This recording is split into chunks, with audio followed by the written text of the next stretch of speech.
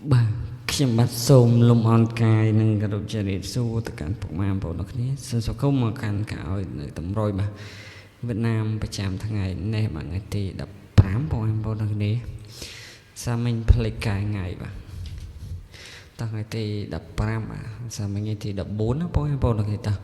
ពុកម៉ែបងប្អូនដែលចូលទស្សនាជួយ like ក៏ដូចជា subscribe បើក share ក៏ដឹងឲ្យ admin អ្នកមួយផងបាទតហើយតម្រុយយើងសាមិញត្រូវសាហាវហេងសាហាវទៅបាទម៉ោង4កន្លះបាទយើងចូលចំ89បាទចូលចំ89ប៉ោះដេបាទលេខធំស៊ីមួយគ្រាប់បងប្អូននឹងស្ដាយខ្ញុំយ៉ាបាទតែចូល89ប៉ោះដេបងប្អូននឹងចំត្រង់ភ្លឹងទៅហ្នឹងបាទ89ប៉ោះដេចូលបឿបាទត្រូវត្រង់បាទ89ហេដល់គ្នាបងប្អូននឹងតោះហើយពួកបងប្អូនដែលចូលមកទស្សនាបាទវីដេអូនេះក្រោយជួយ like និង subscribe បើសិនក៏ដឹង admin ម្នាក់មួយផងណាបាទតោះពេលយប់អូសរ៉ូ8បាទអូសរ៉ូ8និយាយថាយើងចើអូសរ៉ូបាទនៅប៉ោះ A បាទឲ្យត្រីសរ៉ូ7សរ៉ូ8មកសរ៉ូ5បងប្អូននេះបាទតោះស៊ីមកគ្រាប់បងប្អូននេះស៊ីខ្ទុយបាទត្រូវក្បាលសរ៉ូបាទនេះហើយសរ៉ូ7សរ៉ូ8មកសរ៉ូ5បាទតោះហេដល់គ្នាបងប្អូនគ្នាយើងចូល89មួយដែរបាទសម្រាប់មក4ណាបងប្អូនគ្នាតើអត់មានសំលុបនៅតម្រុយថ្ងៃចាស់ចោលអត់មានដាក់តម្រុយថ្ងៃថ្មីជាជូនដល់បងប្អូនយកទៅកំសាន្តលេងសំណាងបាទតើសម្រាប់ថ្ងៃទី14អត់15នេះបងប្អូនគ្នាតោះកាយថ្ងៃផងបាទសាប់ឲ្យភ្លេចកាយថ្ងៃតើថ្ងៃទី15នេះបាទបងប្អូនគ្នាបាទ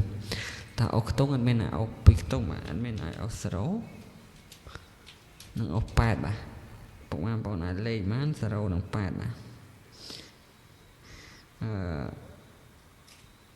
មក4កន្លះក៏ដូចជាមក6កន្លះបាទអុក0 8ដែរត្រេកបាទ0យើងមាន0វន្តា0 8 8មាន8 7 8 6បាទតោះចំបើហេបាទហើយក្របធំយើងមាន6 7គុណ4 20 4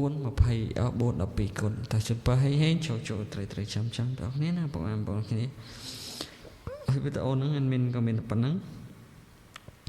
ជូនបងប្អូនទាំងគ្នាហេចូលត្រីទាំងគ្នាណាបងប្អូនគ្នាបាទ